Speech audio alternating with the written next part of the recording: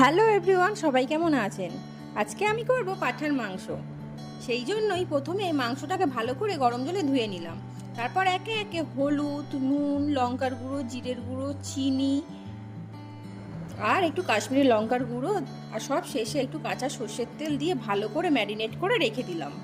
তারপর মাংসটা করার জন্য বড় বড় করে আলু কেটে সেটাকে ভাজতে বসিয়ে দিলাম। তার মধ্যে একটু নুন, হলুদ দিয়ে আর একটু কাশ্মীরি লঙ্কার গুঁড়ো দিয়ে ভেজে নিলাম। কাশ্মীরি লঙ্কার গুঁড়ো দিলে কিন্তু আলুটা বেশ দেখতে সুন্দর হয়। তারপর ওই তেলে একটুখানি গোটা গরম মশলা ফোড়ন দিয়ে তার মধ্যে পেঁয়াজগুলোকে দিয়ে দিলাম। পেঁয়াজটা একটু ভাজা ভাজা হয়ে যেতেই একটা মশলা তৈরি করে নিলাম, সেই মশলাটাকেও দিয়ে দিলাম কড়াইতে। তারপর টমেটোটা কিন্তু পরে বেটেছি, তারপর দিয়ে দিলাম একটু টমেটো বাটা। তারপর একে একে ওই মশলাগুলোই আবার দিলাম, দিয়ে ভালো করে কষিয়ে মাংসটাকেও দিয়ে ভালো করে কষিয়ে নিলাম।